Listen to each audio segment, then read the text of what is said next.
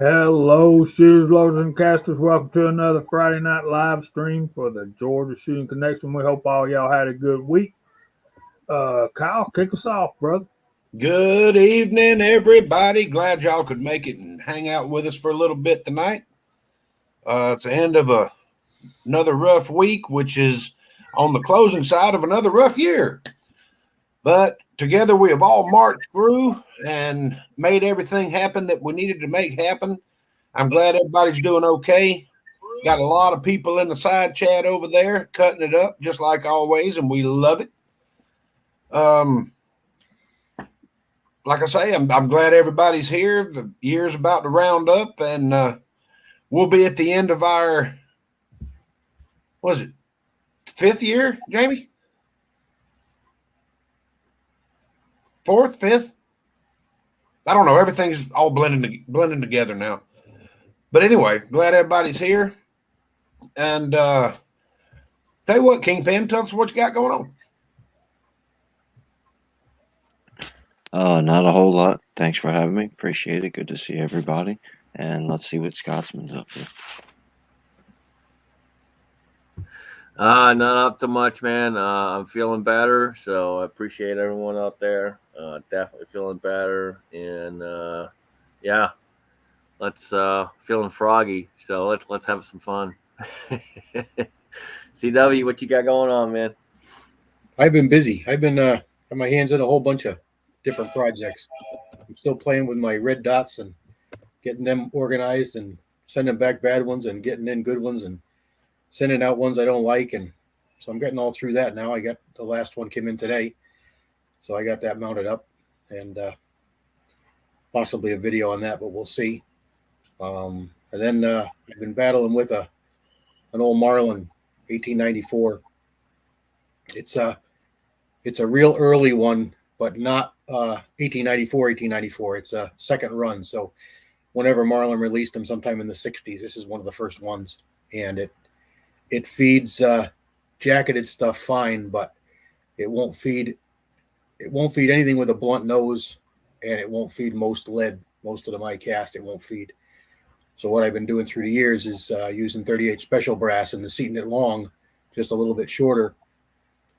And it's been working okay, but I'm getting sick of that. So it's been about 3 days, not steady, but picking at it, because it's not one of those things that you can just alter this point here. It's kind of a relief. It's not direct contact. It's doing this affects that, and that affects this. So it's kind of like a watch, and it's been tricky, but I got it, and now I just got to repair the boo-boo I made and weld up, add some material back where I ground it off where I wasn't supposed to, and then reform that, and I'll be good. So hoping to get to the range next couple days here and try out some of these dots and see this Marlin run with some of my heavy wide flat nose cast. What caliber is this thing? 357 mag. The 45s all are perfect. The 45s are all newer, 45 Colts, so they're fine. But this Marlin is an old one. The 44 I have was a 76 model, and that one was fine. So this is probably, I'm guessing, because it doesn't have a prefix, I'm guessing it was before 68. But I don't remember the year that they brought these back, the 1894s. The 1894 357s all say C or CL for the classic, or for the carbine rather. And this one doesn't say that. This one says 1894 carbine and spelled out. I only have Marlins in 336s. I have one 30-30, one 35, and they have, all they say is model 336. So I know nothing. They're later ones then, because there's a RC regular carbine, there's an SC, there's there's a whole pile of them. T. There's a whole pile of them. Marauders are another one. I've heard that, but you can't tell it by mine. Mine are just plain. They're no checkering on the stock or anything like that. We'll have to have off air show and tell, and I can show you all the models. Yeah, we can do that. Maybe record a live stream. That way we can edit it down to. I was gonna say, why don't you record it? That would be cool. Yeah, that would be cool. But yeah, man, one of them, the 3030 was made in 1974, and the 35 was made in 1980. So they're not brand new. They're both JM stamped. They would be something that I wouldn't part with, but yeah. Yeah, most anything made in Hamden was JM stamped, New Haven or Hamden. So, well, not all the New Havens, but all the Hamdens were.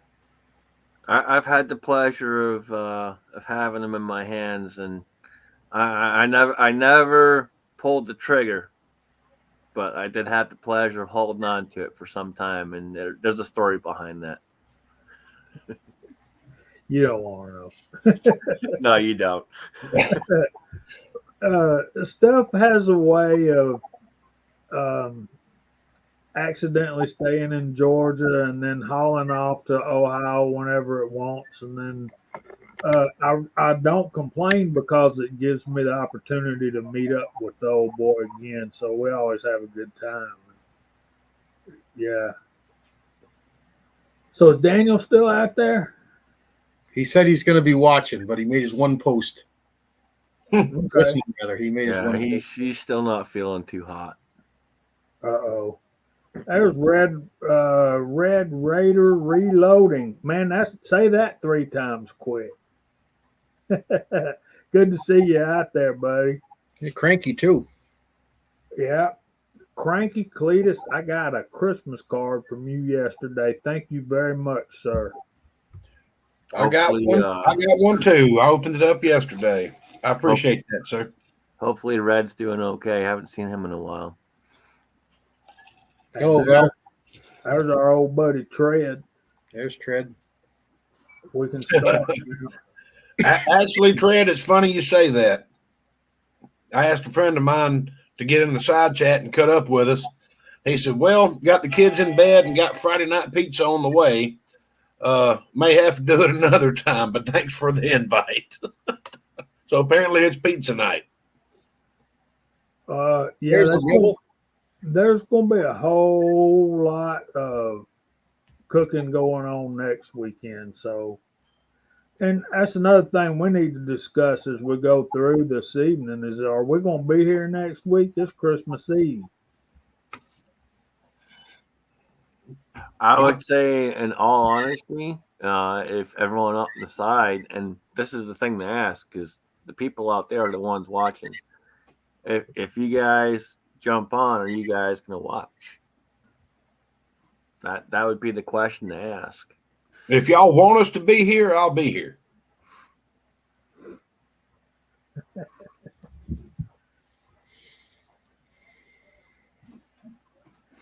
Cranky, I'm healthy. I don't know about Daniel. Daniel's not healthy, but I'm healthy. I'm good to go, brother. Hey, you sound much better.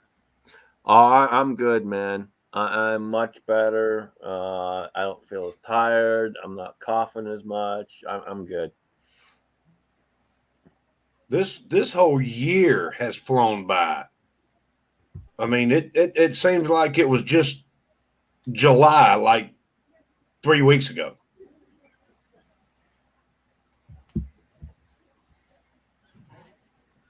Jason, I can't believe this, man.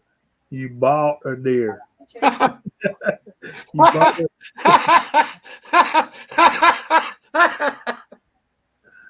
Oh, that's just So I'm gonna say this, Jason. You know, so many of us out here, and you literally went and bought one instead of asking one of us. it's so funny. Yeah, you guys, and it ain't funny what the poor fella had to pay for it. Did y'all see that? Yeah, That's what I'm saying. Literally, dude, you know, so many of us, you could have asked us and we could have helped you out, dude. yep. Ball just said he still thinks it's 2020. I was saying something in the earlier the pre-chat is, did anybody realize it's 18 days till 2022 and most of us are still processing 2019, and in 18 days it's going to be 3 years ago. Wow, so you guys are piling in. I'll give you a few more minutes and I'll try to go through the side chat. 24 by 24 by 44 bucks. Yeah. They don't make a flat rate for that? No. Okay, so garage guy, Mark, I love you, man, but I've never hit a deer with my truck, knock on wood. And I hope I never do. You don't have time for me, Papa. What? There's a Hey, flag in Rigby. the room. I'm scared of it. Well, okay. I'll be in there in a minute. Tell everybody, hey. Hey. Hey, Rigby. Blow her up, man. Blow her up. You want to show everybody what you already got for Christmas?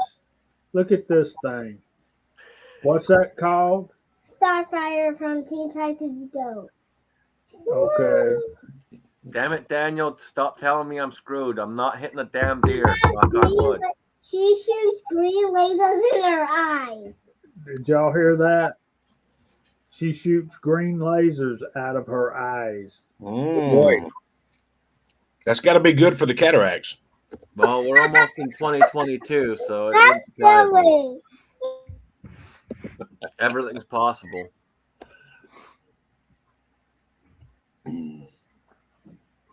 Good Lord.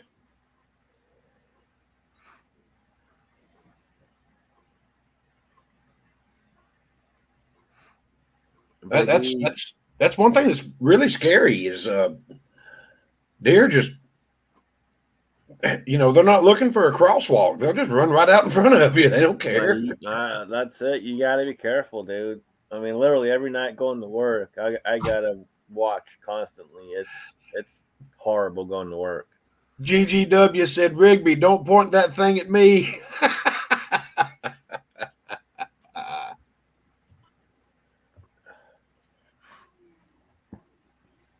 Oh, goodness. Obviously, Mimi's not here, so I got to deal with this. Y'all talk amongst yourself. I'll be back in a few minutes. Yeah, I'm scared of that dog. She is a handful. I love her to death. She is a handful.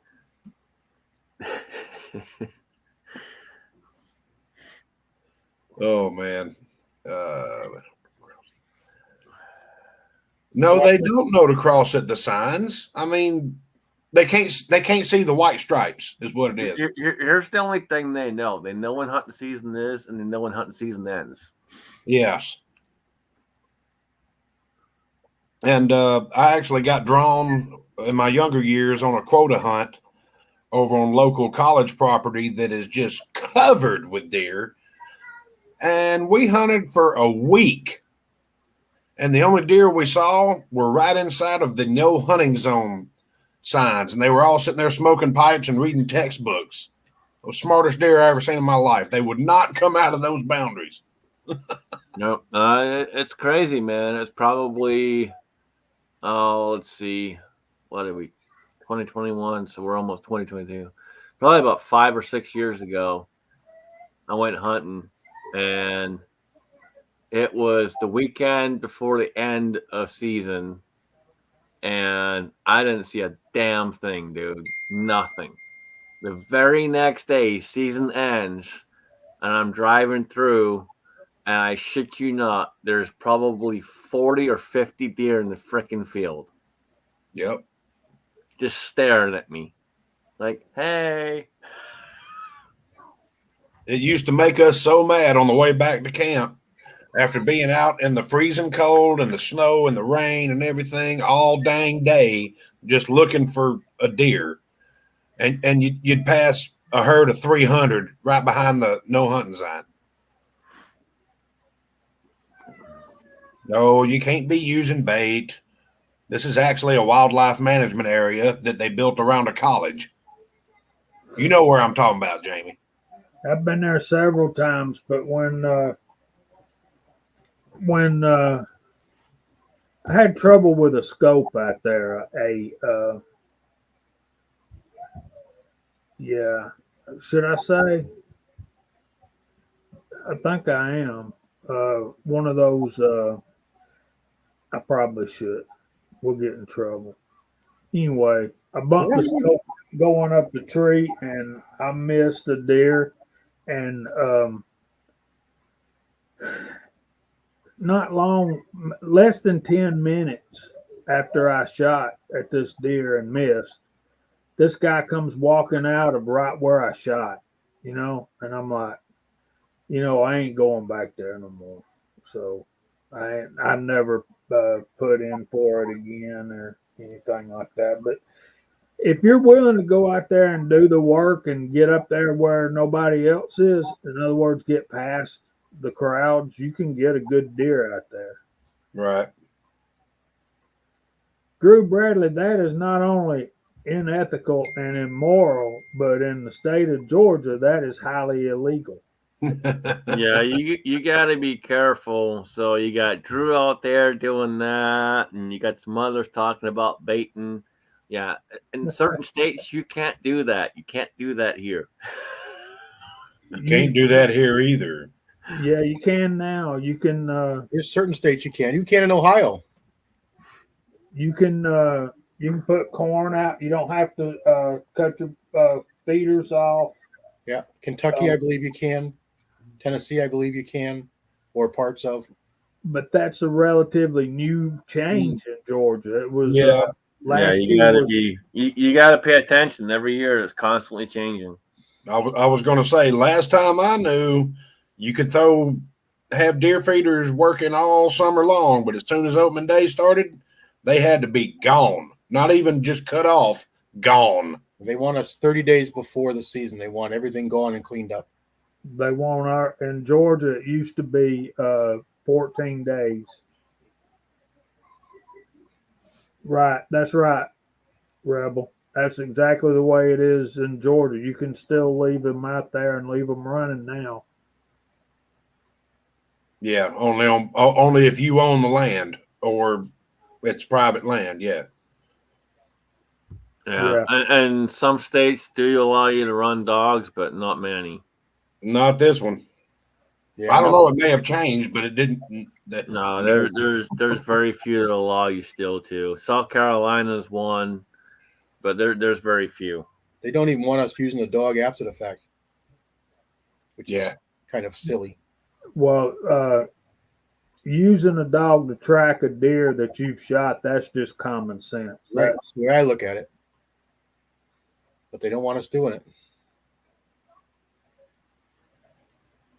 Yeah, Drew, even though I have rifles that are totally capable of making those shots, living in Georgia, highly wooded areas and all that stuff, it's rare that I would get a shot like that. And if I did, I don't know that I would take it because I want to make sure that it's, one and done.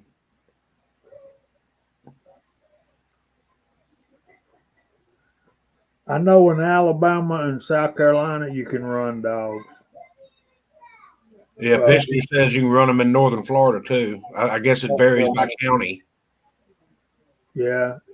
Bubba Roundtree got those videos out where they're running them. Yeah. I want to say thank you to G. Pishner. He sent me some brass. I already got it cleaned up and stuff like that, Now, Central Florida, I wouldn't do a dog that dishonor of turning them loose down there. Yeah, common sense is too expensive today. Yeah, I was gonna say common sense costs a lot, and too expensive. Here's the thing, man. We all try to be ethical and we all try to be smart about what we're doing out there, and unfortunately, there's a lot of people that are new or have not been shown the correct way, or how can I put it politely? Well, I really don't care. Are just plain ignorant to the fact that you should be careful of what you're doing and watch what you're doing and try to have some morality to what you're doing. Even though, yes, you are shooting something, you still need to have morality to what you're doing. And unfortunately, we don't live in that world anymore. We really don't. And so most of us try to be ethical, and 100-yard or less shot for us would be ethical. But unfortunately, you have people out there that are stupid and will go buy a brand new gun, buy a brand new bow, whatever it is, walk outside the next day and hope to shoot at 300 yards. Hey, Jamie, did you show Bald's comment? That one, Yep. he ain't wrong. I didn't know if you missed that one or not. Yeah, I think using a dog to track a wounded deer is just. I don't want to get to that point. I don't want my hunting to get to where I have to call a dog in. Right. Want that. That's where I don't agree with the practice of using dogs to drive deer. I don't either. That's not hunting, you know. Or to me, it's not. You got to be one with nature, and you got to blend in with nature, and then you got to take your chances with what you got. But using one to track a wounded animal, that could save you about 3 miles worth of walking. I mean, maybe I'm wrong, but I don't think I am. The reality of the situation is everybody's hunting for sport. If you live in America and you're hunting to survive, you made terrible decisions in your life. That's just a Right. fact. I mean, it's almost impossible to starve to death in America, even for people who have nothing. So if you can't be sporting about what you're doing, like you were talking about sending dogs in to run deer out, there's nothing sporting about that. No, not You at all. know, like if you're hunting because the zombies have already hit Main Street and you need a deer to survive, you kill that however you can kill it. But right now, sporting, then you should be sportsmanlike about it. It's not like you need that thing to survive, and if you miss it and it goes and lays in a field somewhere and just lays there and suffers and dies, what good is that to anything? I totally agree. When I was a teenager and trying to hunt deer here when I was younger, there weren't any. I mean, there were a few, but very few, and they're very few and far between. Um, and the reason was kind of what Kingpin was saying, that back in the Depression, deer were killed out here. Uh, people people were starving to death. Well, there was also market hunting, so there was a lot of people were doing it to survive, to make money. They're putting them in the meat markets to sell. Only So- good at hunting dog treats. That's funny. Yeah. When I was in high school, a buddy of mine had a bunch of friends in South Georgia, and he says, "You want to come down here and go hog hunting?" I'm like, "Sure." What I need to bring? He goes, yourself and a knife. I'm like, what? Well, they had trained pit bulls down there, and that's what they used to hunt hogs with. The dogs would hold the hogs down, and you just walked up and, dispatched them. And I'm like, this is not even hunting, Well, But yeah, I'm familiar with using dogs for hunting. Warsaw here's talking about how bad they are. I've seen the same thing you're talking about, and I've seen them not dispatch them, but capture them and put them in a pen and feed them like a regular hog for about a month, and then be done with that. Well, you can eat the sows, but the boars are generally not very good meat at all. and we're talking about deer hunting, and I understand people put extra meat in there for save money and all that kind of stuff. But at the bottom line, you're sport hunting. You're Right. sport hunting. And the wild boar thing, they're a nuisance animal, which are violent and dangerous. Oh yeah. So it's no different than killing rats, or if a pack Well, of wild dogs came into your neighborhood. So I get the whole thing about using a dog or using some tannerite to kill a bunch of wild boars and stuff like that. That's not what we were talking about. We were talking about deer hunting. yeah, and some people are out there talking about diseases and all this. If you cook the meat properly, you ain't gonna have to worry about that anyway. So it's not something most of us worry about. As long as you cook everything correctly, it's not gonna be an issue. And Mike Hester out there earlier said about I see some of the targets on the range. Dude, trust me, I know, man. Trust me. I've ran a range. I've worked in ranges. I've worked many places. I've seen it. Trust me. It is a disaster.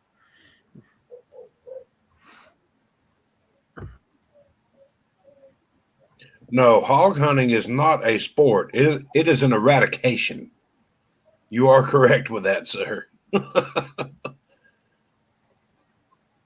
I mean, people rent helicopters to get rid of them.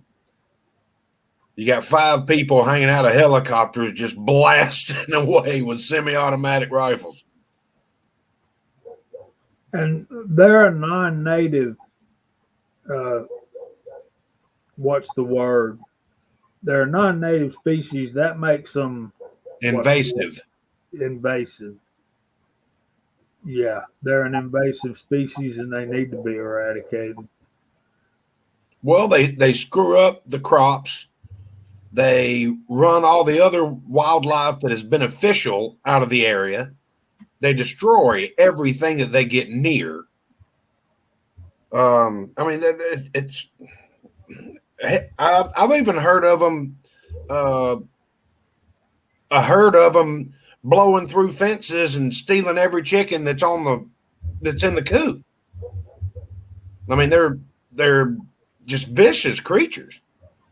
Same with coyotes too. Yeah. Miss So Kitty, in Georgia, there is no season for coyote hunting. They're considered that way too. You just go kill them. They are a nuisance, and there's more of them than there are of us. all right, can you bring up Mike Hester's comment, please? So for any of you that don't know Big Johnson, please go. And I hate saying this, but I really don't hate saying this because I really don't care. Big Johnson is definitely the epitome of minute of paper plate. Are you talking about Big Johnson Guns and Gear? I am. Okay. Minute of paper plate. He is definitely minute of paper plate. That's one guy that cracks me up all the time. It's in that plate, man. It's in the plate. It's good to go. It's in the plate. I like that one, Val. That's a good one. And same. All right, it's 8:30. I'm gonna try this another way here tonight. So we got Kingpin in the room. We got G. Pishner, Miss Kitty. We got Cranky Cletus, Drew Bradley, G. Pishner, Michael Hurtneck, Signal Soldier 31 just popped in. We got Bald and Curious, Warsaw Patriot, Mike Hester, the Rebel, Garage Guy 879, Jason Stewart. Did I say Cranky Cletus? I know I said Michael Hurtneck. AOK Foraging and Adventures. Good to see you out there. We got GGW Reloading, Tim S., Drew Bradley. We got G23, Daniel God is my judge. Burnaby Sanchez and Cranky Cletus.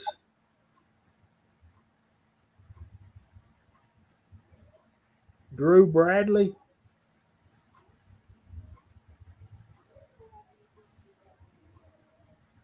Miss Kitty, there's Jerry Parker.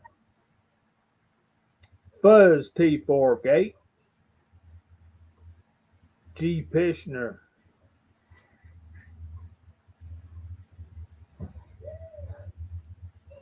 Garage Guy again. Mark Thomas, what's going on, buddy?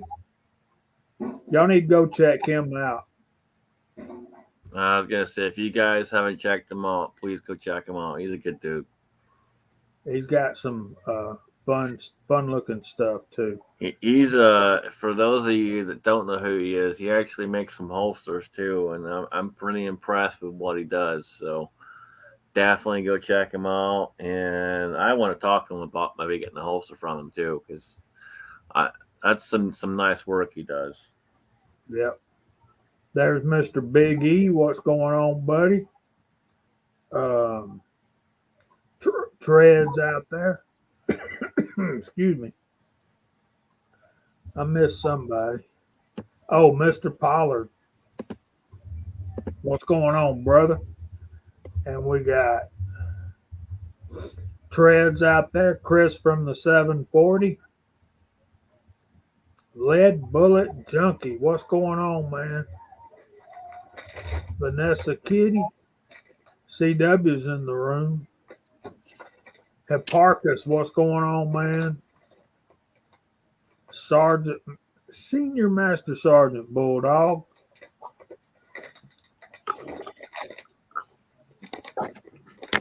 Check this flavor. Okay, Garage Guy 879. I think I already said him. Jason Stewart. Tacos and French fries. I'm hungry again. Red Raider Reloading. Good to see him back with us.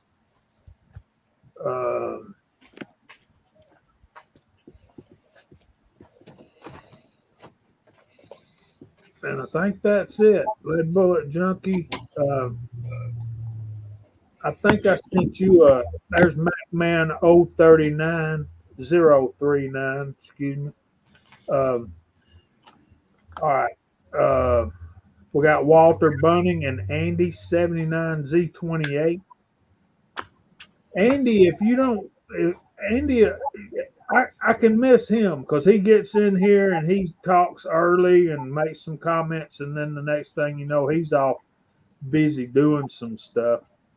But Mr. Junkie, I think I sent you an invite if you check your email if you are available and are interested in joining us. Old Pony 47 just showed up. Yes, he did. And there's Thor's axe. Yep. Super Dave. Can I throw out a commercial real quick, Jamie? Absolutely, man. For those of you who don't know, there's a channel called Guns and Barbecue, and he's a really, really super pro 2A guy. Excellent person, nice as can be. And he does a show called 2A Women Wednesdays. And 3 weeks ago, our very own Pink Shears Sharenda was a guest. So if you type in Guns and Barbecue, 2, like the letter 2, the number 2, the letter A, Women Wednesday, then you'll get the whole playlist. And you should definitely go check that out. Sharenda did a great interview over there. Oh, that's awesome. I'm familiar with the channel, but I didn't see that. Huh. I have to go check that out. So we got V-Borg popped in on us out there. Borg. Viborg is probably one of the top supporters I have ever known over the years, and I appreciate that, man, more than you know. I really do. That guy is awesome. He's everywhere. There's a couple other peeps out there that are like that too, but he is definitely one that's everywhere. He is everywhere. I run into him in the strangest places. So y'all keep. I guess they're not that strange because I'm there too. Or maybe that maybe they are that strange. I don't know. Y'all keep 45 Papa Alpha Charlie Alpha. I can't say his name right. Where are you at?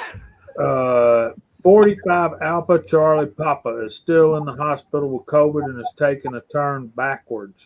Ooh, that's not bad. good. Since you're throwing that out there, can we also throw out Tim Boyer Ranch, Guns, Cats, and Rants? Tim had a stroke about 6 weeks ago, and Tim's been in recovery. He's doing well. But if you guys don't know who Tim is, go check him out, please. He's a good dude. He's out in Texas, good guy, straight up, honest, as blunt as you can get, and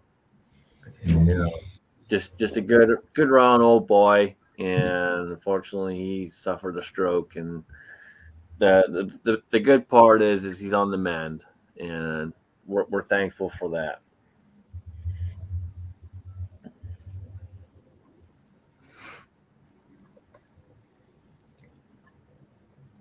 It's always I'm good to sure- hear people on the mend. I'm sure Thorzax will throw a link out there. Not Thorzax, Tread. Tread's always throwing links out for us. So Tread, I gotta give the man this. He is one link slinger.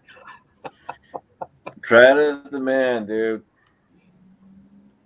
He's always there taking care of us, dude, and I appreciate him more than he knows. He's the man behind the curtain.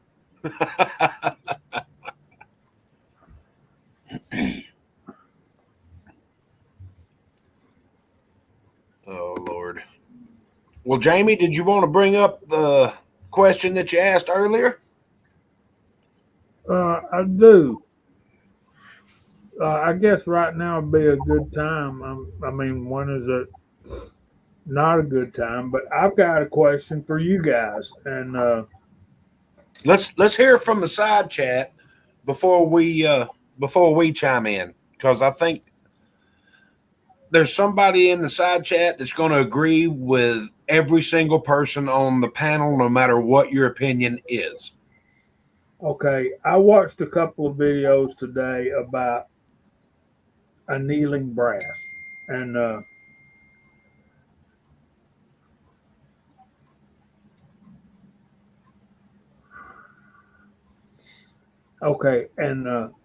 learned a bunch of different tricks, and y'all know there's a lot of different equipment out there. There's the Annealies, there's a turntable machine with you put two torches in, and I can't remember the name of it, but it looked really nice, but it also looked really expensive.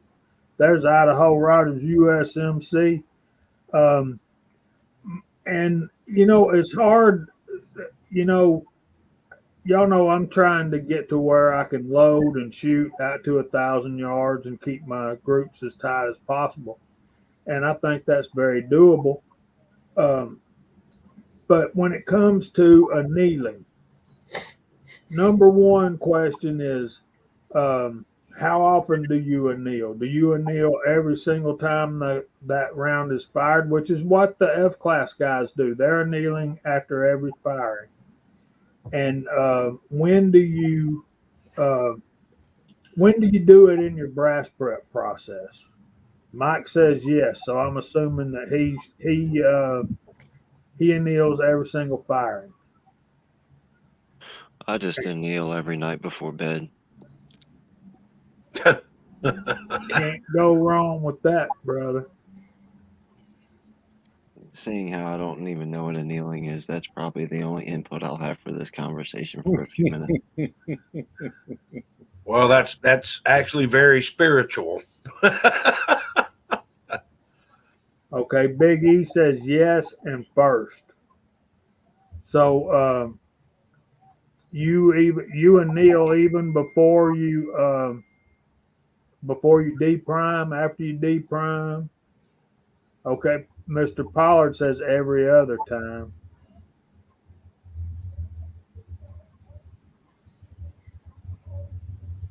Okay, that's pretty good. There you go. Harold Farmer. How's it going, bud? After every firing and before resize. And see, like before this chat started, I said I'm the odd one out, and the odd one out because I'm kind of unique to the situation, I guess. I reload it, but I get so much brass that I've never really had to bother annealing because I just have endless amounts of brass. Val's in your school there, Scotsman. It needs a nail and he throws it out and uses new brass. That's what Ball and Curious said too. Yeah, that's what I mean. Yeah,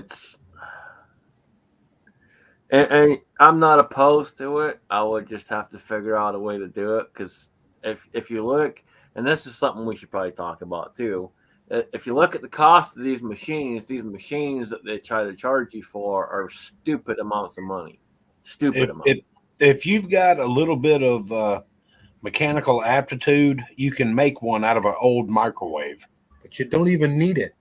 You haven't needed Right. it for I mean, you don't even need it. I use a cordless drill and a propane torch. I was gonna say I've seen a lot of propane torches and stuff used. So I mean, there's ways to do it. And it also depends, in my opinion, it depends on the severity of the bottleneck of the case. You know, like a 300 blackout, if you're making it out of 223 brass, you want to cut it, size it, anneal it, wash it again, and then anneal it, and then resize it. That helps keep your necks from cracking. But what I normally do is, if it's brand new brass, I'll get 5 to 7 firings out of it. I really inspect my necks, like on the 308 or 30-06. Really inspect the necks and see what you're getting. And you can also feel it in your press if you're familiar with your press. Because basically all annealing does is relax the brass to where it's workable again, and you're not putting stress on it during the normal sizing process. Hold on, can we go back to that one comment that was up there about shoulder bump? Harold Farmer. I don't know. The side chat's flying around so quick. Here's the thing, man. According to Eagle Eye Shooting, shoulder bump doesn't exist. Okay. He actually said that? He had some issues with shoulder bump, apparently. Well, Comes with experience. There was a whole video series about it. Tell him to bring his brass over to my house, and he can use my press, and he'll come up with a different shoulder bump because I've got it tuned for my 308. Eric Cortina ripped the shit out of him, and it was funny. Oh, all right, yeah. Mark, what happened? Why'd you retract it? I caught it. I caught it before you did it, Mark. Oh, that's funny. I don't think I've ever laughed. I don't think I've ever laughed so hard watching a video, other than watching the Eric Cortina video about that. I got off work that morning and I'm sitting there watching this video in my truck as my truck's warming up, and I'm just like, good Lord. But I mean, generally, if I'm using brand new brass, of course, I'm going to size it and make sure that everything's in spec before I fire it. Then now all of a sudden it's matched to my chamber. Sometimes I neck size, and sometimes I full length size, depending on what's going on. And I'll get, like I say, between 5 to 7 firings out of good brass. I'm not talking range pickup, just, old military surplus brass. I'm talking good brass, like Norma brass or, something like that. And I'll about every 5, I use my cordless drill and a 10 millimeter socket for my 300 blackout brass and just a little torch, and like 4 or 5 seconds, not too close, not too far away. You can get a feel for it. Everything will relax, and then it flows like butter through the sizing die. After it's cleaned, of course. You clean it first. So this sounds, and correct me if I'm wrong, but this sounds like a great opportunity for you guys to do a record of a stream and then post it to where you can show all this and show exactly what you guys are talking about. I have a couple of videos on it. Let's expand it a little bit more. After you get done annealing, do you water quench or air cool? See, again, this is a perfect opportunity for where you guys can do this kind of video and do a recorded one and then post it, and you can all post it on every channel and share it out that way, and we can all learn from it. The water quench comes from not wanting to overheat your case heads. So it's a way to stop the heat from migrating any further. But it also does have the possibility of making the brass more brittle than just air cooling it. It's not steel. It doesn't act that way. I didn't say steel. Well, steel will react differently if you air cool it or quench it. The brass, well, see, and it would, because brass is soft. Right. So brass is going to react a complete different way to heat compared to steel. Yeah. So and that's the reason brass cracks like it does, is because it's soft. Yeah, there's a big difference. All right, going to the to answer Warsaw's question about the buffalo versus good God, side chat's flying. I'm going to go with the American buffalo versus a bull, because they have to work for their living, and the bulls just sit there and get fed. I'm going with okay, so Bald and Curious throws out the exact question that most people are probably standing there going, okay, you guys are talking about annealing. Why do you need to anneal? So I think Bald has the exact question. Everyone's probably sitting there going, okay, why? So why do you anneal? And there's the answer right there from Mr. Pollard. Because the first place the brass case is going to fail is it's going to split in the neck. Okay, so what is the actual process? And break this down, Jamie, since we're doing this. Why not do it the right way? Break it down. What is the process of annealing? What does it do? And essentially, over time, what's going to happen?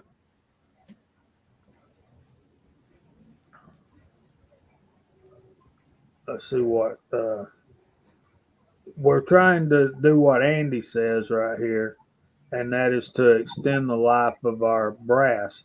And when you're buying, like Rebel said earlier, when you're paying $1 a piece for a piece of brass, yeah,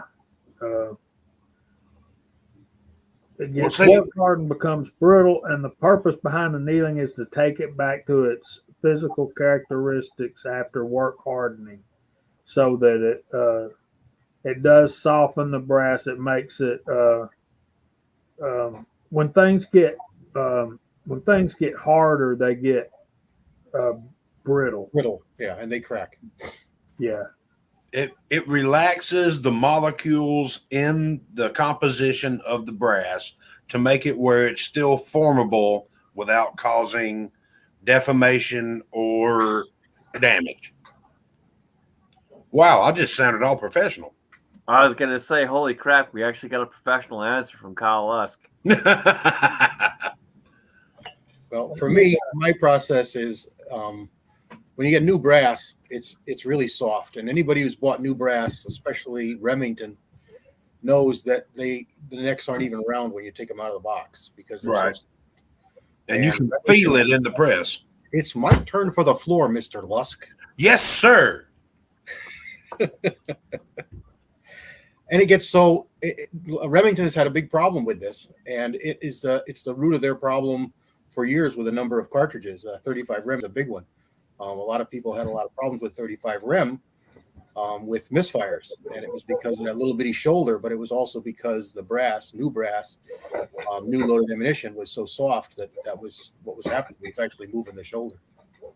So yes, as a couple of the guys have said, that's the reason for annealing. It is to return the brass to a softer, more neutral level where it's not going to crack on you with sizing and shooting. It's work hardened by use, primarily firing, but a little bit with sizing. Now, if you're forming cases, you're doing a lot of work to that brass. If you're just resizing it, it's a minor amount. I think guys go too far with the every single time or annealing multiple times before they shoot it. But after every shooting is a strong argument for every time, and there's a strong argument for every couple of times. But it's going to vary with the pressure of your loads as well. If you're shooting really, really high pressure stuff, you're shooting maximum pressure stuff, you're working your brass a lot more than the guy who's shooting 1,500 feet per second with a lead bullet in a 30-06. He's probably minimal sizing, and there's very little heat created, very little pressure created, so he's not working his brass nearly as hard as a bench rester who's pushing the upper limits of pressure levels. So that brings up another good question, and this is probably something that some folks out there are wondering, because I don't know either. What all calibers are most popular for annealing, and why? Again, along the same lines.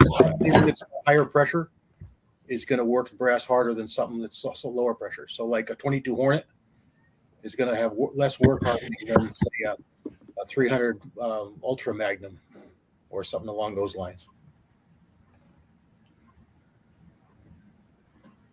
And another thing that determines how often that you need to anneal is the taper of the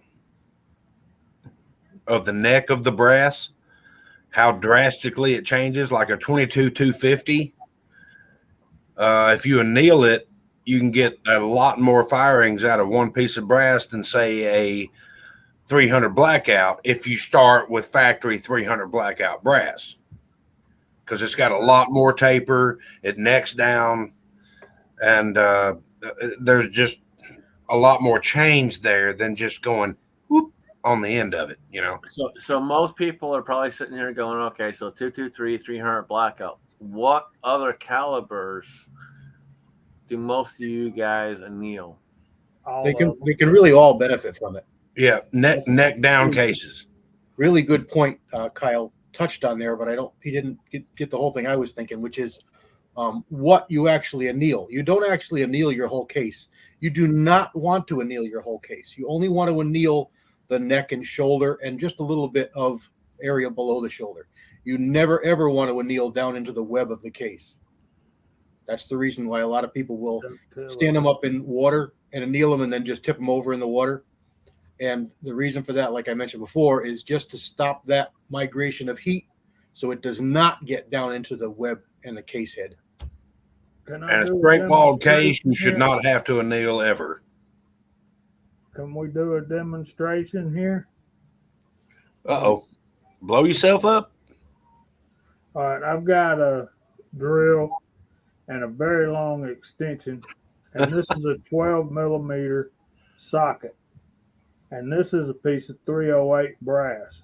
And if you see, it's just a regular deep well socket, and if you put it in there, you see it stops, halfway up in there. So you don't want the webbing and the head of the case is, like CW was saying, is critical that it not get hot, because it's got to be hard, because that's stopping the escaping gases from coming back right at you. So basically, if you get yourself a setup like this and get it just turning real slow. If I can get it turning, that's too fast. How about that? All right, before you do this, Jamie, let me just clarify something for everyone watching. This is not a demonstration for what you should do. This is not a professional, and please consult professional before you do this. And the idea is not to make it glowing red. You actually just want to make it a straw color, which is hard to see in bright light. Right. And if you get it glowing, if you get it cherry red, You've Uh, gone too far. This junk. most people say that would be going too far. And it's important that you put it in a metal piece of metal pan or something. And anyway, I got these 6.5 Creedmoor brass right here that I'm going to be trying to do over the weekend that Mr. Pishner sent down this way. I've already got them deprimed and cleaned. So I'm going to anneal them and then resize them and then put them back through the cleaner again. But yeah, it's important. Yeah, Edward Petty says if you get it red, throw it away. And that's what CW Mike asked you a question back earlier in the chat. It was a Glock question, so we all ignored it, but I didn't see it. it's still back there, and he was wondering if you saw it or not. Go ahead and ask again, Mike. I'm sorry. These guys are a little, well, Scotsman's a little Glock prejudiced, so. I'm not prejudiced one bit. I hate Glocks. I'm not. I don't lie about it. I hate them. Period. I don't lie about it one bit. I'm not prejudiced. I'm not prejudiced. I own several. They suck. They fail, and that's all there is to it. Hey, anything man-made can and will fail. They can. I've said it many times. But you chose to use a semi-automatic pistol instead of a revolver, so therefore you're taking that chance. Because I've never had a revolver that didn't go bang when you pulled the trigger. Exactly. I've never had a Smith & Wesson fail me once. I can show you a few. I've seen it happen. Oh, I've seen Rugers fail. I've seen some stuff happen. And I honestly admitted that was it the first or the second time you were down here, Scotsman, that we went shooting and you made that whole video, Glock perfection, when we were up there at the range. I couldn't get it I couldn't make it go off for nothing. It was the second time I was down there, and literally I think it was the second shot stopped. And that was my problem with too much lubricant on the firing pin. it was compressing the lubricant, not being able to make contact with the primer. But I since remedied that. So now I just decided to run dirty. And again, I've said it many times. All of these are a manufactured item. Anything that is manufactured can go wrong. Period. Yep. So know your weapon. Know what's going on, know how to fix it, and know how to move on. Well, as soon as I got at home and tore the firing pin and everything out of it, I'm like, no wonder this sucker didn't go off. You could hit it with a sledgehammer and it would, because you can't compress liquid. Okay, I think Jason Stewart wins the award for the best comment of the year. That is awesome. That is awesome. I got the next one I put up here is going to be for the badass of the year, and that would be Rebel. Check that one out.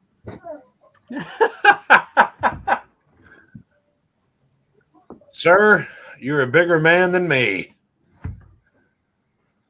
All right, I'm going to bring all my brass to your store, and I'm going to go across the street and get a hamburger, because that was a good hamburger. So I'm guessing Mike's girlfriend probably is the one that can take that string, put it in their mouth, and twist it around and make whatever loop-de-loop and spit it out. Meanwhile, back at the motel,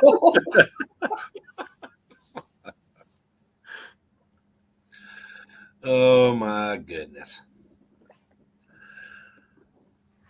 Excuse me while I send Rigby to the other room. Yes, yes. Just remember, all the names have been changed to protect the innocent.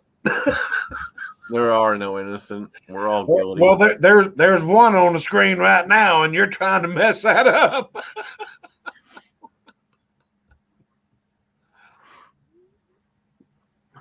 Edward Party, I would burn them all down, my friend. Burn them all. What did he say?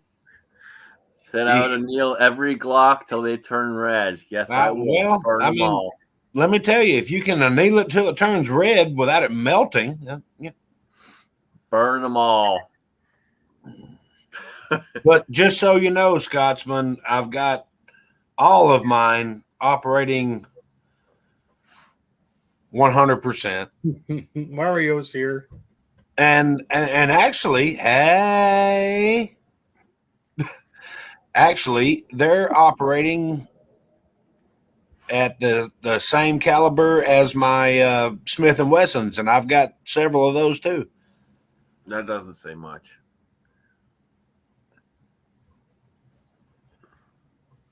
About Smith and Wesson? About your Glocks.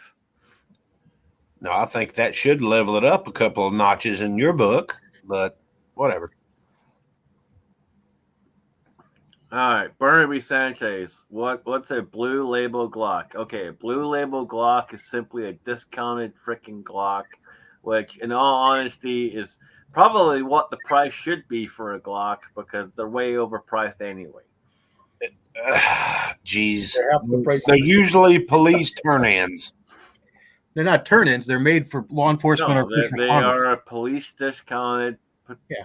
First responder firearm. It's first responder discount, and basically it's what the price should be because they're way overpriced. I love that bulldog. Let's get Rigby to braid Jamie's beard. That's okay. She can come over here and she can braid mine too. Okay, we got to do this. It's become a tradition. Mario's here. Y'all ready? Everybody together. Countdown.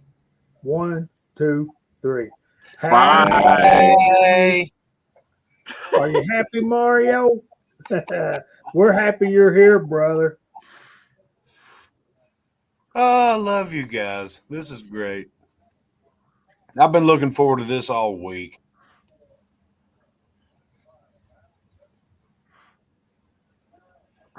We cut up with each other, we make fun of each other, and then we answer some good questions in the side chat. And hey, that's just awesome.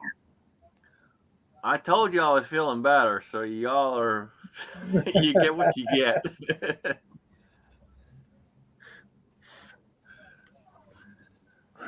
Okay, all right, Scotsman, go to your either kitchen counter or fridge, grab a lemon, take a bite. For what? For entertainment. Well, I don't have a lemon in my fridge, number one. And number two, why would you even think I have a lemon in my fridge?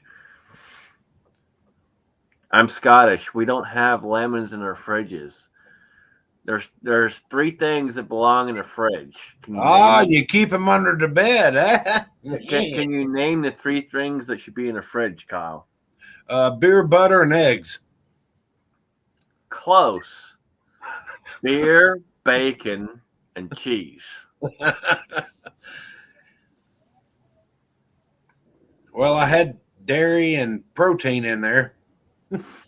I don't know where you're from, but what more do you need? You need beer, you need bacon, and you need cheese in your life. What else? Well, I was just told that I don't need bacon in my life anymore. I hate doctors. They always bring you bad news. Doctors are full of it. I know it, and we're paying them for it. No, I ain't. Whether or not you think you are, you are. No, I ain't. I guarantee you did. No, I didn't. Mm-hmm. Mac Man. Pac-Man wants to know how your haggis is doing in the refrigerator. You don't keep haggis in the fridge, dude. No, you bury that under the smog and pack it with salt. I don't even know if smog. Haggis has its own lifespan. You don't have to stick it in the fridge. Oh, it's a lifespan of the sheep intestine. I'm not knocking it. I've had it. It's good. I'm not knocking it. That's kimchi. Big L. Okay, if you guys have never, all right, on a serious note, if you've never had haggis, please try some haggis. You're probably not going to find true traditional haggis in America. Unfortunately, it's banned. They say that you can't have certain ingredients, which is total BS, but whatever. You can find some people who make something close to it. Try it. You'll like it. If you like spicy sausage, you will like haggis. I will tell you, it is good. And if you have a queasy stomach, you don't want to know what it's made from. But it is good. Seriously, it's basically spicy sausage. You like spicy sausage, you like haggis. Period. Well, let's face it. Most of the people that are watching this chat right now don't know what's in chorizo either. Well, and this is the thing. Half of you people watching this have no idea what the hell you're eating anyway. So why would you even care? Just eat the damn stuff. Yeah, half of you eat McRibs. You Hey, go to a fast food restaurant and you think you're getting meat. What's that? You think you're getting meat? What? Did you What? know? Did you What? know that they did a scientific study on the McRib, and it was found to have a chemical that is used in making exercise mats? And everybody was like, I really can't believe that I don't know what's in an exercise mat.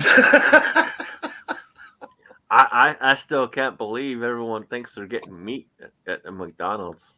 No, well, Really? Y'all Yeah. think you're getting meat? now using 100% chicken. What were you using before?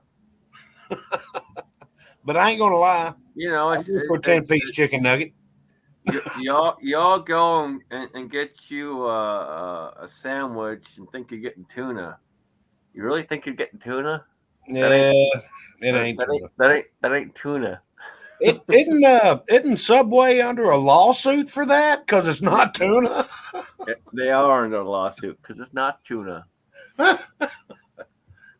So I'm trying to figure out why what we do with Mexican food ticks Mario off, particularly seeing he's from Guatemala and Mexico.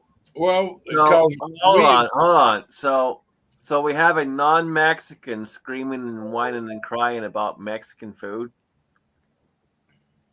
Can we Mario all does take, live in can we all just California, take so a second here and go, what the fuck? I don't know. I prefer El Salvadorian food right down the street. It's a lot better than the Mexican restaurant on the other end of town. Okay, I'm sorry. What did you say, Kingpin? Mario is from California, so he's probably got a little bit of that liberal in him. Oh, No, he don't. Ooh, he don't. You know what? Kingpin's probably right, dude. I mean, think about it. Ah, How long has Battle Bean been out there? A long time. And yeah, he's been out in the he's been out in the desert. He's been here. He's been there. Whatever. But the man has forgotten his roots. he's still in California.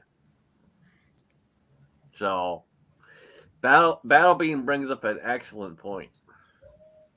We love him to death, and he knows that. I keep waiting for him to come to Georgia.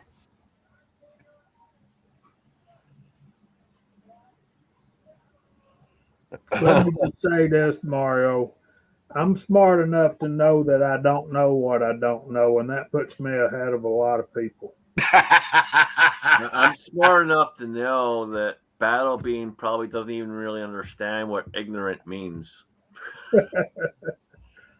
Well, it translates in. Never mind.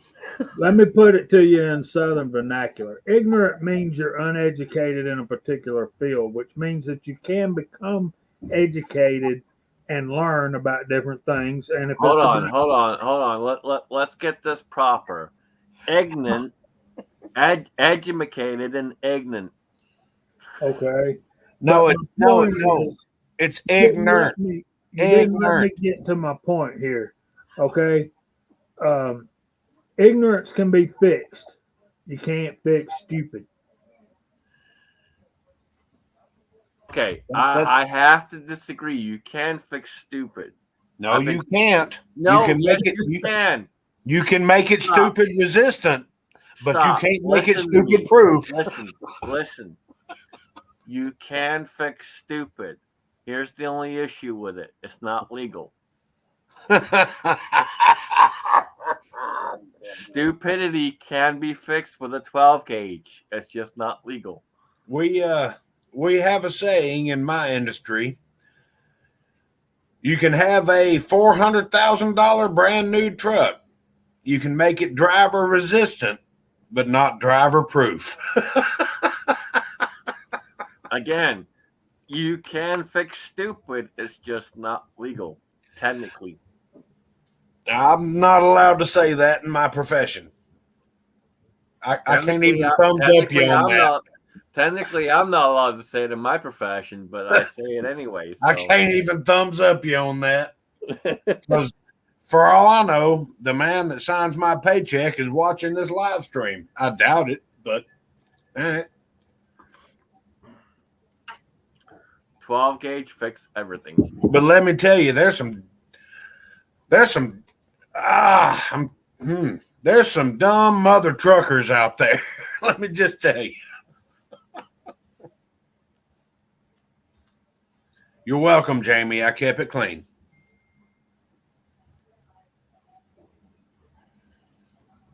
Okay, we're good. I try to keep it clean, but there are some dumb mother truckers out there. Did we finish up annealing questions and comments? What else you got, CW? Because I'm Well, actually interested in what you have to say I'm because sure you I have a have lot more. more experience than I do in it. But I nothing comes to mind as to what we said, trying to think basics. You don't do them straight wall, but you can. They still get work hardened. They just don't get as much or as fast. You don't want to heat up the case heads or webs, the rims in that area. You probably only need to do it every couple times, but once every time you shoot it is not too excessive, depending on the caliber. Don't heat them up till they're cherry red. That's a little too far. That's pretty much the basics. You want to make sure it's uniform around. Don't heat them up till they're cherry red. That's a little too far. That's pretty much the basics. Okay, that guy knows what he's talking about. All right, hang on. Let me.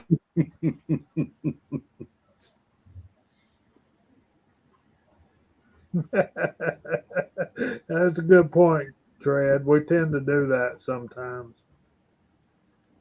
Okay, I want. This is the question. This will answer our question here. Can I?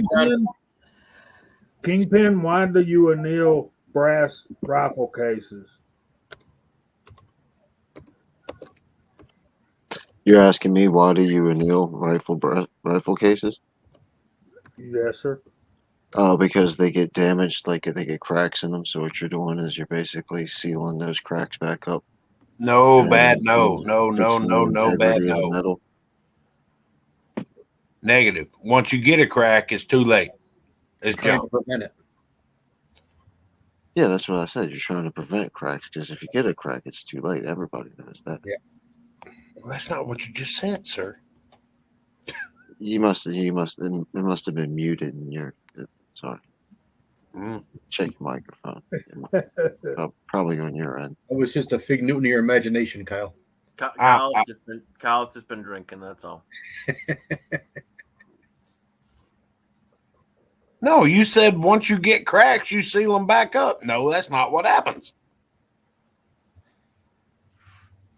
Once you get cracks, it's too late. What we're trying to do is prevent the snacks. Yeah.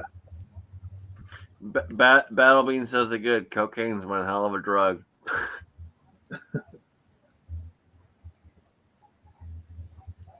All right, this is a G-rated live chat, so I'm not going to say what I would say, but somebody ain't wrong. Oh, the good old days. I miss the 80s.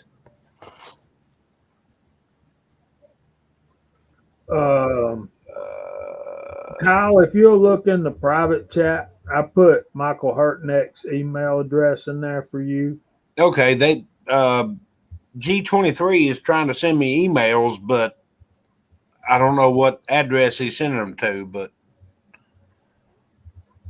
I'm not scared. It's lust.kyle2@gmail.com. I don't have any emails with his information in it. So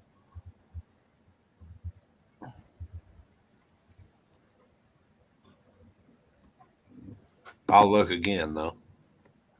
Warsaw, where are you coming up with these questions tonight, man? Oh, he's got the magic 8-ball, man.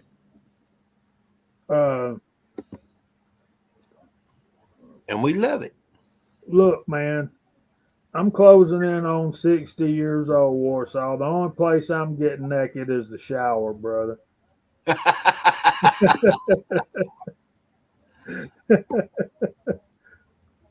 I'm probably the most free. How do I say this without coming across the wrong way? You don't. I'm probably the most free-hearted of all the people on the chat, because I do wear a kilt and I have no problem free-balling it. And for those of you that have no idea what that is, yeah, just Google. traditional way of wearing the kilt. So Google. yes, I have no issues with that whatsoever. There you go. Oh, it was almost. I guess it was last Friday night chat. I don't know. Dang, Dave, I can't put that up there, man. Let's see. Oh man, y'all are in a particular humor tonight, guys. They are.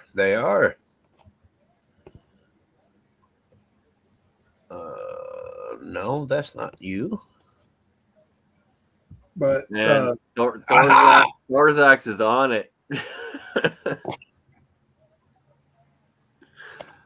there you go, Mike. He ain't wrong. That's some beautiful hunting country up there, Mike. I gotta tell you. That was a fun day. It was a busy day, and it was a hard day. We were on the road probably 9 hours, but it was fun. I got the video. Posted. Yeah.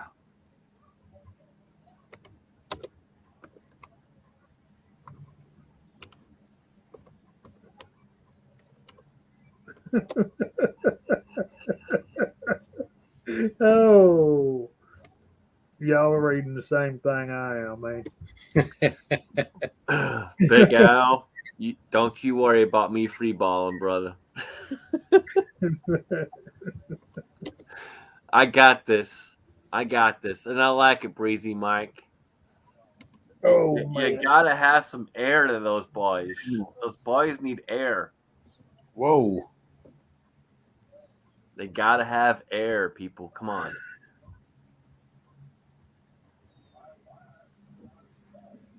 Trev, you're doing it right. You don't need that much sugar, brother. I'm just saying.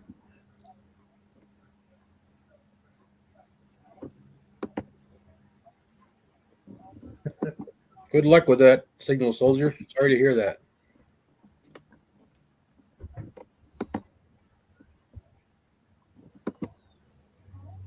Yeah, I hate to hear you had to have ankle surgery, buddy. Oh, that's terrible.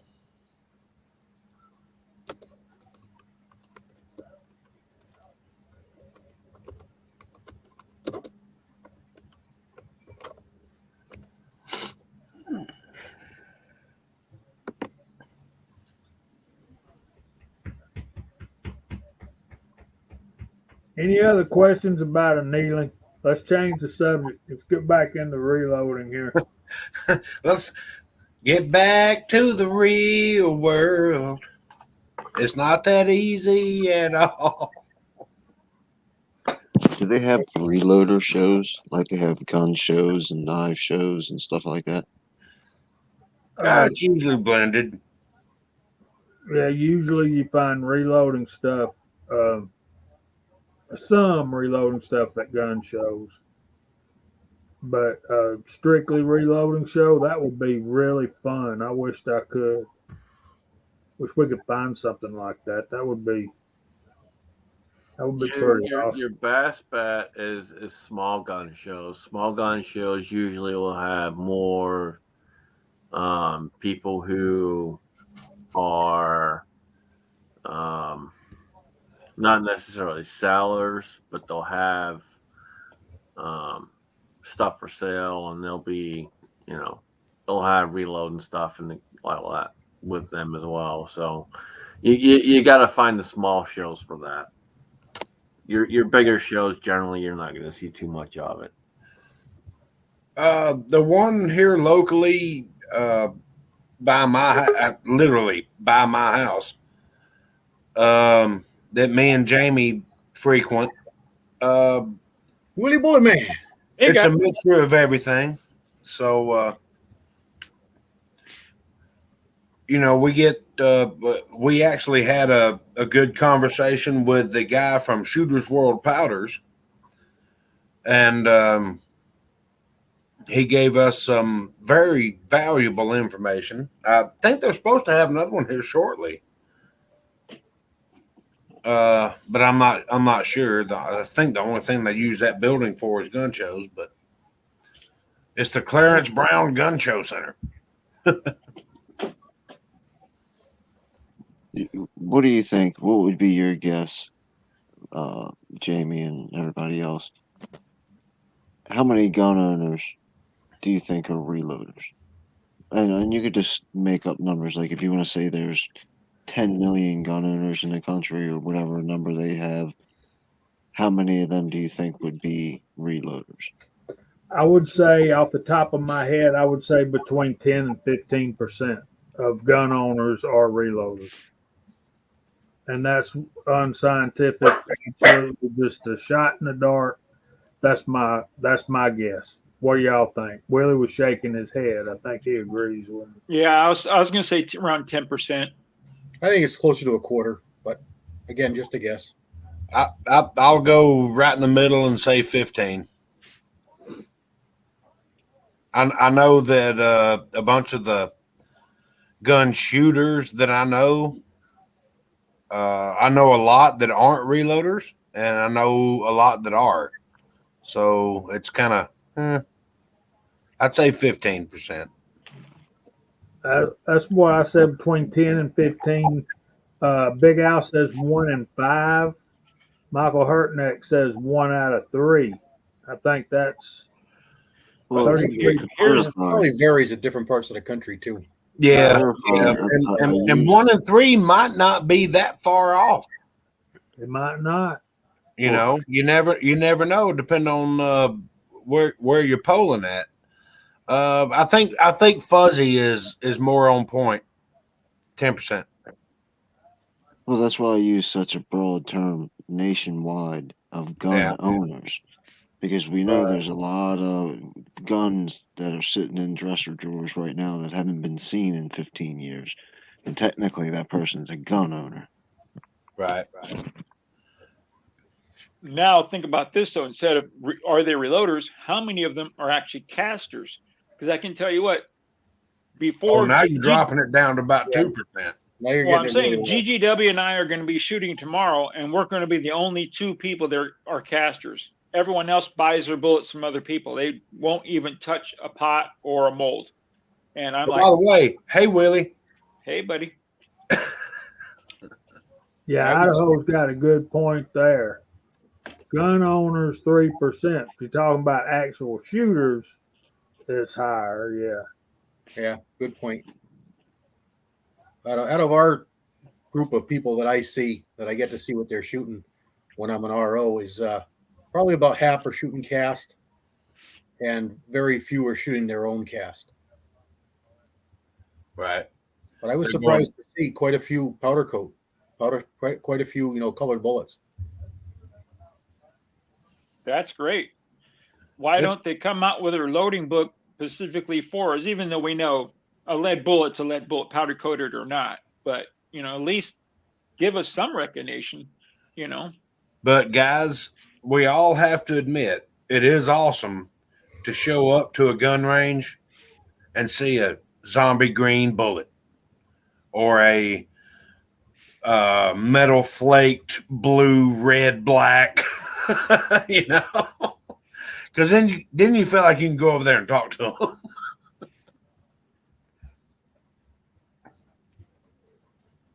Hey, preacher, how you doing, sir? Thanks for jumping by here, man. There you go. Sorry about your peppers. I didn't try that method this year, and half of it makes me wish I didn't. But I hope everything come out all right, because that Tabasco sauce you put out, was it last year? I think it was last year. That looked amazing. I'm sorry, that was for Preacher's Day Off. He knows who he is. Yeah, it sure did. It grew a lot. It grew a lot with this nonsense. I can understand that. Big Al, one of the things that drove me into reloading, uh, and once you catch that bug, uh, you dig down even deeper. But wanting to shoot 35 Remington for a deer hunting load, the last box of 35 Remington I bought was $33 and change. So after tax, it was over $35, and I'm like, it won't take but about at 10 boxes. At the point I reloaded 10 boxes of 35 Remington ammunition, I had paid for all my gear. No kidding. Yep. When I first started, and that was including a Dillon 550 press. That was my first press that I ever bought. I loaded 1,000 rounds of 45 ACP, and that paid for the press, the primers, and I even store bought projectiles. It paid for everything, the powder and everything. After I loaded the first 1,000 rounds, and I can't tell you how many 1,000 rounds I've loaded on that thing, and I've since got other presses that I've just dedicated for. Like I have one for 9mm, one for 300 blackout, one for 223. One for large rifle primers. I'm not saying that you won't save money, but you'll have more ammunition. You'll be able to shoot more for the same amount of money. And most of the time we'll just go blow it up on the gun range, and that's fine. And I'm glad that we blow it up on the gun range and don't have to use it for something else. Mark, that's incredible, dude.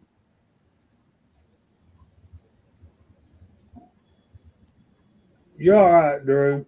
You're all right, man. But yeah, I know what you're talking about. Yes, sir. But I had to get on my phone and check to see if we were still on YouTube after our Oh yeah, demonstration. And I got it on here on my phone. Yeah, you've been on the whole time. I've been watching. I watch the chat through my phone because I can't comment through the screen. So Same here. Plus, I can't see on the screen unless you blow it up like that. Yeah, you still got to pop out the live chat from the YouTube feed, but you can read the chat, you just can't comment on it. Sure, you can on your phone. I'm Well, not I on the comment. phone, sir. I'm old. I can't see anything anymore. Well, yeah. Well, you have your Chromebook and you open your phone next to you on the Georgia Security Connection, and you can comment on your phone while you're watching this. And I still can't see it. Well, then get new Wi- glasses. Willie, you're trying to make him out to be smart. He's not smart. I understand. And Willie is one of the first people that can call me not smart. I will let him do that. Not with the way I write. You guys don't want me to write anything. Willie, you do most of your stuff voice to text, and I think your phone's stupid. Yeah, it does screw a lot of that up. You're right. I'm like, there's no way that's what he meant to say. But it happens. And you know what? It's enjoyable. Oh, and Willie, that drone video that you sent me, Mm-hmm. that could be some serious stuff. Yeah. Anyway, we'll talk about that later. My dad taught me to cast and reload. Really? That's cool, Bulldog. Bulldog. You are a lucky man. yeah, you are.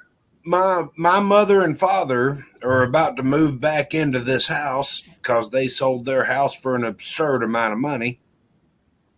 And my mom said, have you thought about putting all your reloading equipment in a storage building?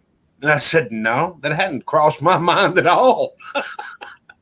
I use it every night. It wouldn't be too bad though, Kyle. Put a window air conditioner in it, and you got your own little pad out there, no one to mess with you. And well, in Georgia, it's illegal to cut a hole in a storage building and install a window unit. it wouldn't be a storage building at that point. yeah, the thing is, you just need a tall crane to lift that 900-pound table across your swimming pool.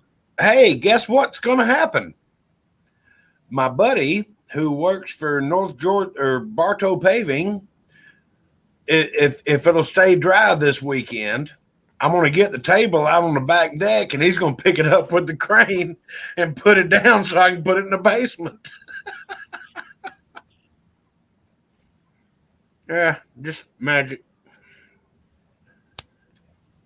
So some of these stories about how we got into reloading is pretty awesome.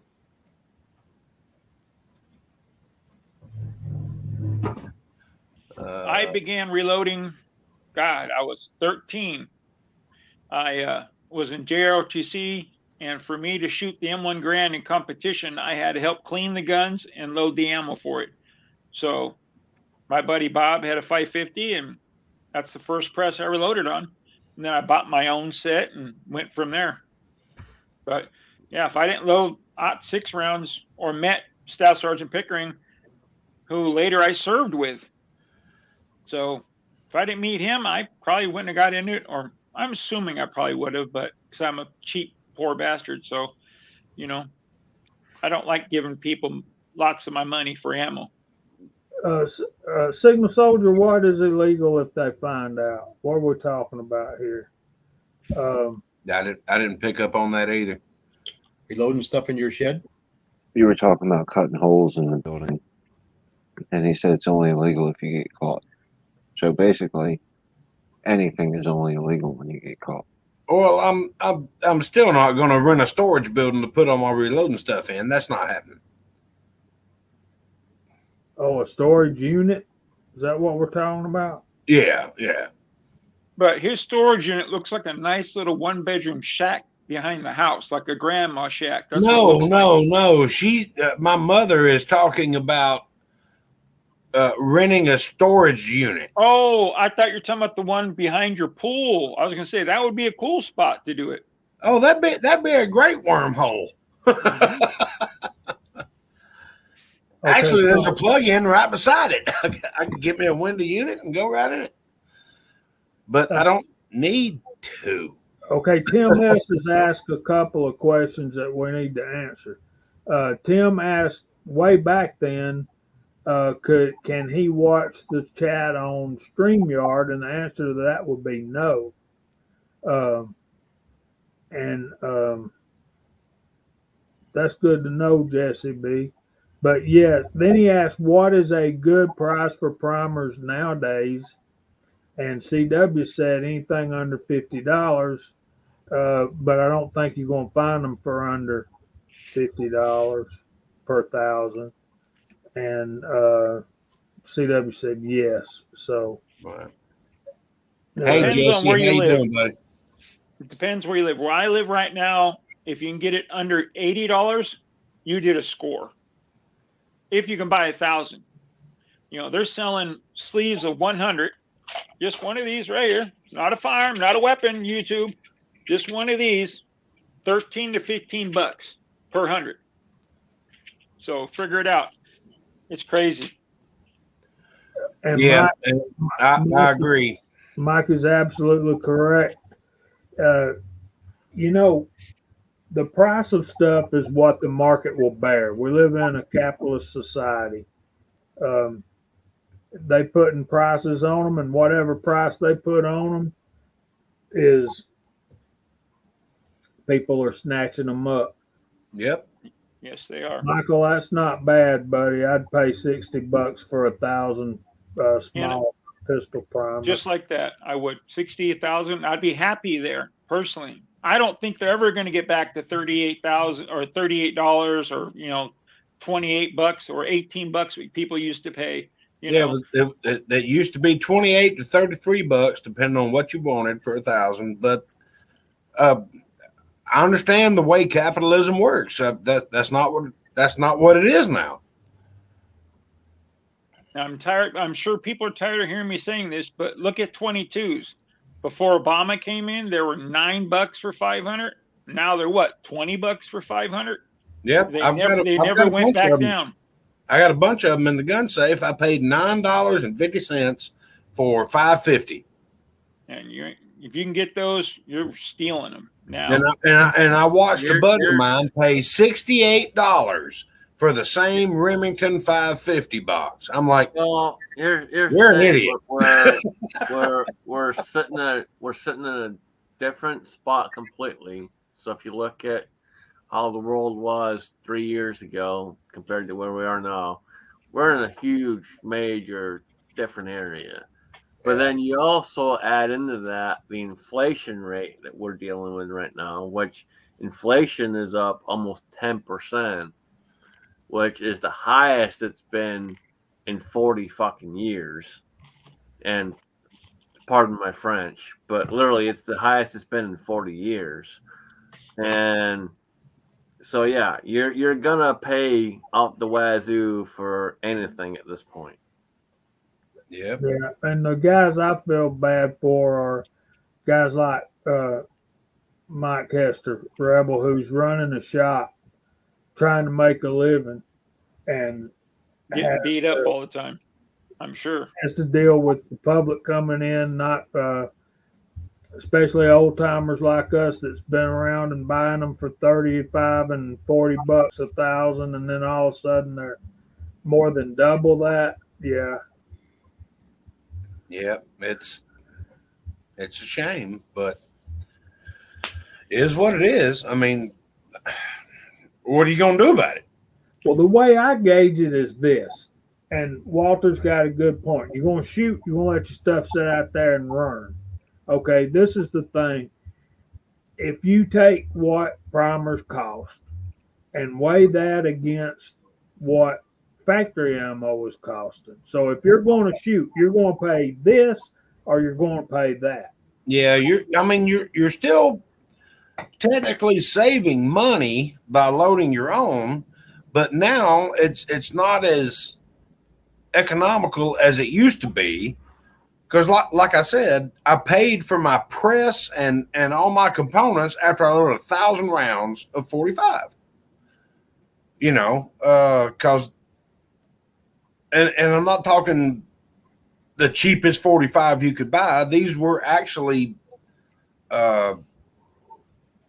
very good rounds, and that actually paid for everything. Because I got the press at a deal, I got the primers at a deal, I got the projectiles at a deal, and I got the powder at a deal because I bought it in an 8-pound tub. You know, and that just fueled the fire to keep reloading different calibers, and you know, eventually I saved enough money. Hell, I'm gonna buy another gun. Now all of a sudden we need a different turret head. We need different projectiles. We need different powders, and here we go again. And I don't know, but it's amazing what has happened in the last, I don't know, 2 years. Well, I would just beg to differ, and we can agree to disagree. But I think if you look at the price of factory ammo, the ratios are still pretty much the same. Even though Well, powder, yes, Rebel, powder is $48 for a pound. Bullets are $42 for 100, and primers are $90 for 1,000. but a But you box of know, white box ammo from Winchester for 9mm went from $9 to $62. You know, Let me say this. I think every reloader has said this before. We're not saving much money, but we're shooting a lot more, right? basically. You know, it just sucks that everything got so expensive. Let's just hope things come back down to normal. Yeah, gas. You don't want to know about my gas price. Jeez. Cheapest I saw today was $2.79. Here's the thing, man. You only save as much as you think your time is worth. Mm-hmm. That's all it is. Right. You're literally saving what you think your time is worth. And I learned really quick in the reloading world, you're not going to save any money. You're just going to shoot twice as much.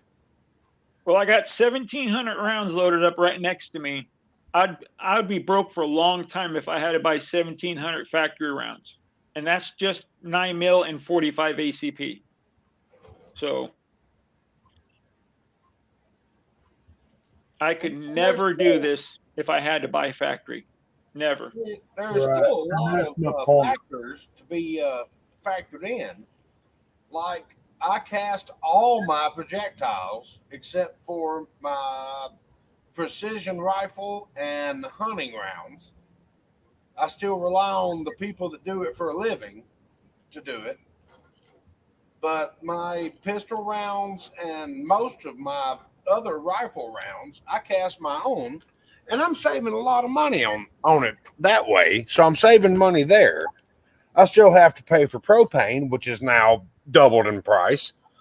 You know, it's just, they get you coming and going. You know, they're going to get you any way they can. So let me answer this, Mike. It don't matter what the price is if it's not there. I mean, you can find it advertised at different places, but it's out of stock. So it really is not that price. You understand what I'm trying to say? all right, I know you last do. time, I'll tell you this, Mike, because I have experience in this. Last time I bought one, it was $165, but that was 3 years ago.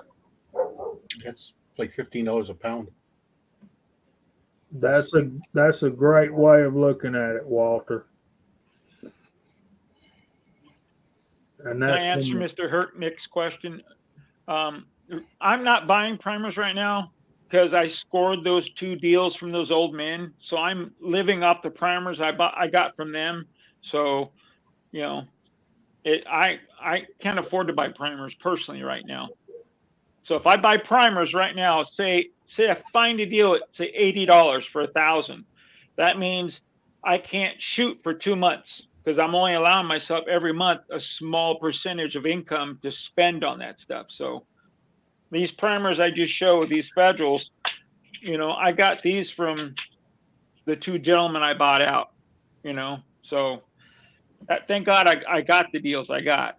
So That's a good price, LBJ. That's a little about $30 a pound, so that's a pretty good price. That ain't bad, but you have to buy 8 pounds of it in 2 jugs to get it for that. I just hate the idea of having to pay hazmat. Now, if you can do like Kyle did and get a group buy with a bunch of people and split the hazmat on one big order, then you're way money ahead, you know? We used Yeah, to be. we got a good deal on powder and primers, and I think once it was all split, it was maybe $10 hazmat, but we saved $18 on the powder, $20 on the primers. You know, each person saved way more than that $10. And it was like, can you have it here tomorrow? Hell, I've made orders like that before where they showed up with a 18-wheeler at my house. Where's the forklift? Excuse me? We got to get this off the truck. So I made a couple of phone calls and got 4 people over here real quick, and we just started picking stuff up and sitting it off. But that was one hell of a deal. We violated Midway when they had their free hazmat and all that, and they actually had everything in stock, and they showed up in my subdivision with an 18-wheeler. So I was like, okay, need some help. I tell you, Mike, what I have seen is I've seen 8-pound jugs of some rifle powder. I think it was, it might have been Varget, but I don't think it was. But it was a pretty popular rifle powder, and it was $495 God, for an 8-pound jug. whew. And you looked at the 1-pound jugs sitting right beside it, and they were $49.95. So they were no break, Dang. no break at all. Dang. Then I've seen some lately for around the 300, 350 mark. I agree with Bulldog. I'll take 4064. I love 4064. I use that in a lot. I use 4895 and 30-06. I use 4064 and 270 and 308. I use Varget just because I got it laying around, and 223, and I play around with it and other things, but it's not my go-to powder. I just know that it's a good universal powder, and if I have to use it, I'll have to use it. So I got a 4-pound jug of Ramshot Silhouette that I've never even opened. I'm done with my 4-pound jug of Power Pistol, but everybody was calling me crazy for buying gunpowder in these crazy amounts, and I'm like, why? Your house is not going to explode. It's just going to go, you know. And you know, if your house catches on fire, it's not going to blow your house up. Michael, you ain't by yourself, brother. I'm the same way. You pay $100 for a brick, or even at 2 of them, $200 for 2,000, which will cut the hazmat and shipping in half per whatever. And like Willie said, get in with 2 or 3 other people and order enough that it'll offset the hazmat fee and try to get a hold of somebody with free shipping. Okay, we got to start going through the room here and getting off of here and letting these nice people get back to their weekends. Guys, y'all been lively. We've had a good crowd tonight. Y'all really, really blown up that side chat over there. So, Kingpin, you got any questions before we get off of here, or what you got coming up, or? No, I'm pretty good. It was a great chat. Thanks for having me. Everybody have a great night. Man, thanks for being here, dude. We appreciate it. Willie, what about you? You got a match tomorrow, and I'll have video of me and GGW shooting. Hopefully I get good video of him shooting his 40 nice, beautiful 1911. He's putting some big balls of fire out last night when he was shooting. New camera to use. I got the new camera, and I'm even going to use the old camera and see if it'll work. But yeah, it's going to be a lot of fun tomorrow. Do you got I've seen some neat angles. Do you have a wrist race? No, I don't. I have it just on the hat right now. So hopefully I'll have it the right angle. I did some video last night, but it was just too dark to tell what we were doing, with the camera. I know the chest doesn't work so well when you turn and. Yeah, it's on the bill of my hat right now. That works really good. And I thought I've seen some of the guys do it on their arm, and that's a neat angle. You get the side of the gun. It's kind of different. Yeah, that would be neat. It really would. I'll have to look into that. But that's what I'm doing, and that's what GGW is doing tomorrow. He said it's going to be cold. It is going to be cold. I had to stop. We only did 2 rounds of practice. I had to stop my hands. I couldn't feel my hands anymore. It was so cold. How cold is it out there? It's California. It was down in the low 40s with the wind blowing. It got pretty cold. Yeah, it got pretty cold. That cold, huh? And it was wet. We were sloshing through water the whole time putting the targets up. Willie, you wouldn't know cold if it hit you in the face. I was going to say, to be honest, that is pretty cold for California. For California, it's been cold. I'm telling you. You can call me sissy all you want. This morning it was 47 degrees when I got up, and that's December in New England is unheard of. Yeah, that's warm. Unheard of. It was actually Willie, pretty warm here will, this morning. Willie, I will gladly call you a sissy all day long because 40 is freaking like a heat wave. Merry Christmas, Kyle. Thanks for stopping by, man.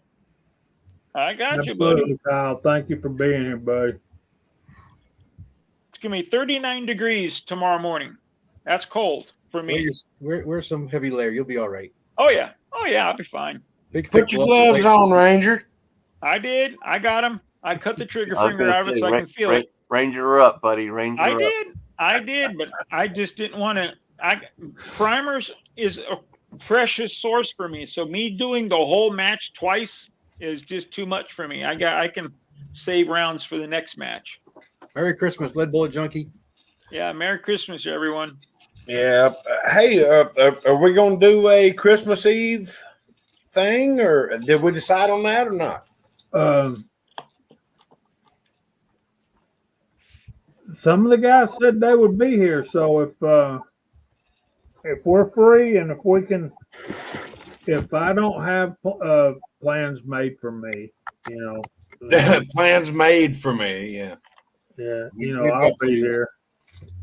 As far as I know, I'm not going to be anywhere. I think my entire family has opted out of festivities, which I can't blame them. Most of my family is elevated in age and doesn't want to be. They're like me; they don't want to be around people. So I'm probably just going to be sitting right here. Hopefully, the reloading bench will be in a different location, but I'll be sitting here at the reloading bench, and y'all can get a new view. No, you won't. If you got to move that table, you won't be sitting there. You'll be in your damn thing upside down, stretching your back.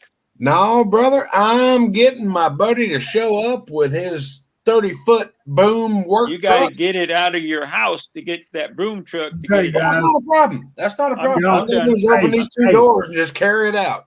Reel it in, guys. We got to get off of here. We All were right, just about to ask Scotsman what he's got coming up. carry on. What you got Um, coming up, Scotsman? I have no idea, man. I had a whole bunch of videos planned, but the last couple weeks, obviously, things didn't go they were supposed to. So, I hope to try and get at least one or two videos put together this Yeah, I want to week. see some 45 Colt stuff out of you. You'll see it soon, man. I hope. Like I said, the last couple weeks, I had a whole lot of plans, and they didn't go the way they were supposed to. So, I'm better. I feel better. I'm glad that I'm on the mend, and things are looking up. So hopefully this week we'll definitely get something going. Um, for those of you that don't know Lion Quest Fitness, I highly recommend you go check out his channel. Lion Quest Fitness. Greg is a very good friend of mine, and I intend on doing some follow-up videos to some of his videos. So make sure you go check him out. But I do have that coming up, and hopefully we'll have some 45 Colt stuff coming up here soon as well. So appreciate everyone out there. It's been good to be here, and glad to be feeling better. Thanks for being here, brother. CW, what you working on, buddy? You're out of jail now, so it's good to see you. Yeah, I'm out of jail, but my phone's been fudging up on me. I had 3 videos waiting to post, and I could only get one of them out, and then I got a quick short out. But I gotta do something with this phone here quick. I gotta get another one. It's not have enough memory in it. I got to But do the same. I'm happy to hear that Scotsman's feeling better, and I'm gonna be finishing up this Marlin. I gotta put some weld in it and then grind it back down, fix my problem I created, and I want to sight in these red dots. Hopefully, I can get to the range this weekend, if not before Christmas. And I got a couple of videos ready to go, and I got a couple more molds I want to do videos on. So I'm gonna have a new format. Walter and I have been talking. It's gonna be mine is gonna be a little more like Walter's, and Walter's gonna change his a little bit up. Try and get around these sensors and these snowflakes we got to deal with. Ridiculous.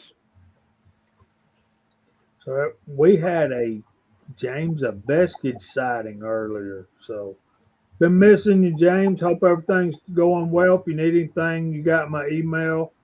You probably got my phone number too. Give me a holler. Kyle, tell us about all these videos you got coming up, man. Oh, all my video. Heck, I've been busy trying to keep up with the emails of people wanting my my internet information. Well, I think I've given that to them. And CW, you are the mold king. That's all I can say. Mold I should get them master. all out and do a video on all of them, huh? No, I don't think there's enough RAM on the internet to handle all of that.